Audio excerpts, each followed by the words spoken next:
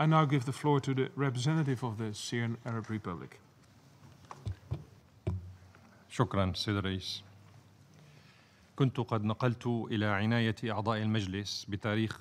Thank you, Mr. President. On the 12th of May, I had informed the members of the Council of a number of measures undertaken by the Syrian government to alleviate the suffering of the Syrian people all over my country due to the acts of the armed terrorist groups. I assure you once again today that the government of Syria is indeed keen for the life of its people, and it continues to take all necessary measures to ensure their safety and security.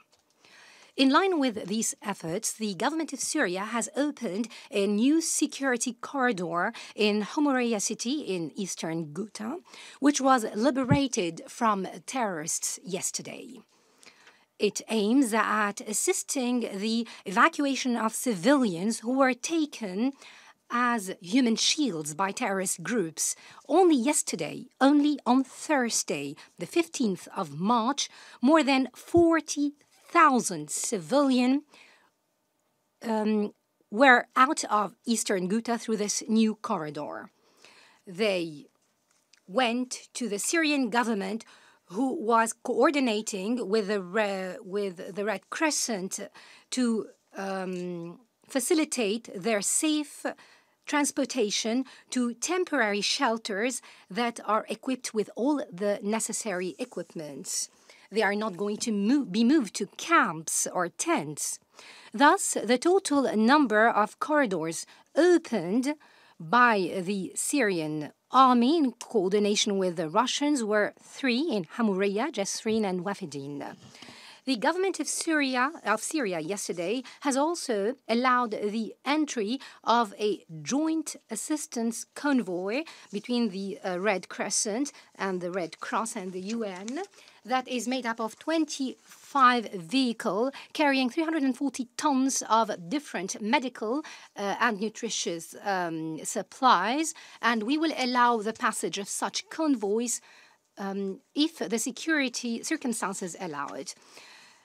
In return to all those efforts undertaken by the government of Syria, the armed terrorist groups are still under direct instructions by countries supporting them, are still using civilians in eastern Ghouta as human shields and prevent them from going through those corridors as they are targeting them with missiles.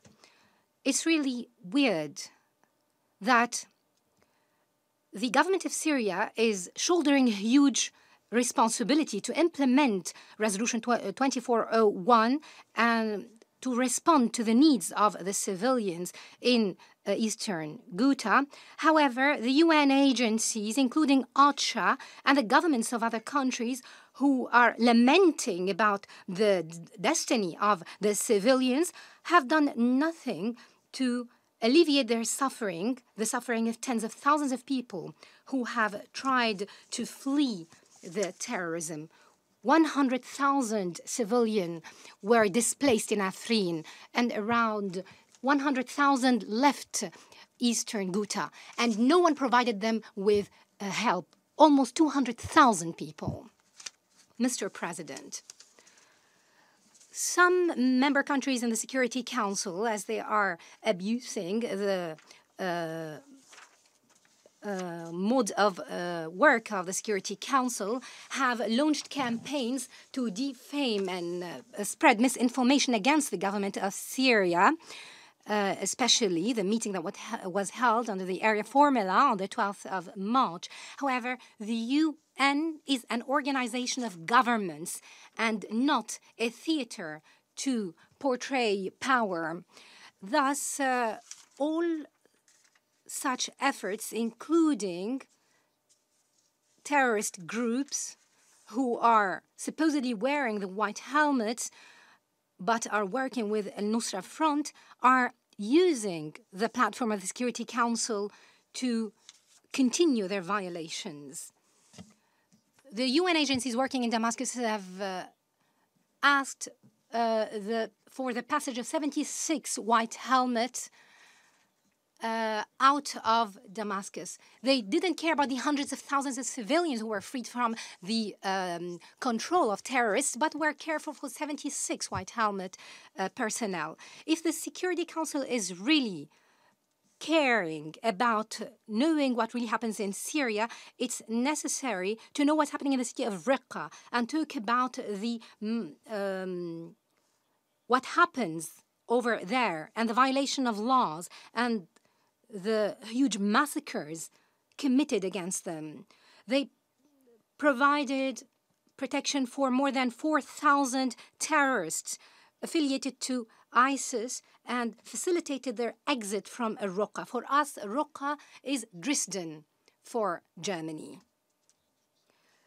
The Security Council also must call upon some of our people from Afrin to talk about this ideal implementation of the provisions of humanitarian international law and Resolution 2401 by the invading Turkish forces who are actually undertaking massacres against our people and have displaced tens of thousands. The Council must also call upon some of those returnees, those foreign terrorist fighters, to attend one of those public meetings held by your Council to explain how your countries were actually involved in the recruitment, training, armament, financing, and sending them to Syria to commit massacres against the people of Syria. Of course, after they are being recycled, renamed, and considering them as the moderate opposition in Syria.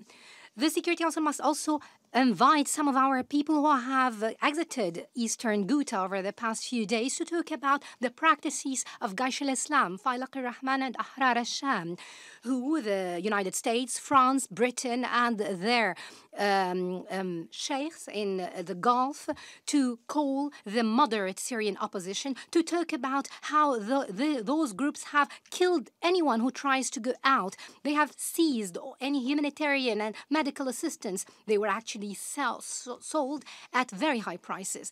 The Council must also call upon some of our people from Foua and Kafraya to talk to you about the current siege that they are suffering from for years by al-Nusra Front through direct assistance from Turkey and Qatar. However, it seems that they heed no calls and their lips are closed and they can't talk about this suffering of such civilians. Lips are sealed. If the Western countries in the Security Council allege that they really care about the Syrian people and the more than 1,000 people who are suffering every day, no terrorism would have even surfaced in Syria. No civilian would have been suffering in Eastern Ghouta or in Eastern Aleppo or in Homs or Raqqa or any Syrian city. Those Western countries have invested in terrorism to undermine Iraq, Libya, and Yemen, and now they have failed to invest in terrorism in Syria, as if they were saying that when the sponsors of terrorism are given a choice between the demons of terrorism from one part and the Syrian state on the other, they would select the demons. To conclude, we stress our principled position that the solution to the Syrian crisis is a political one based on an intra-Syrian dialogue led by Syria without any foreign interference or preconditions. I have spent hours and hours of negotiations with Mr. de Mistura on those very important words which were stated in your Resolution 2254. I remind you that the success of the political track and the enhancement of the humanitarian situation in a tangible matter will depend primarily on providing a conducive environment and a commitment internationally and regionally to combat terrorism in Syria seriously away from any politicization. Thank you, Mr. President.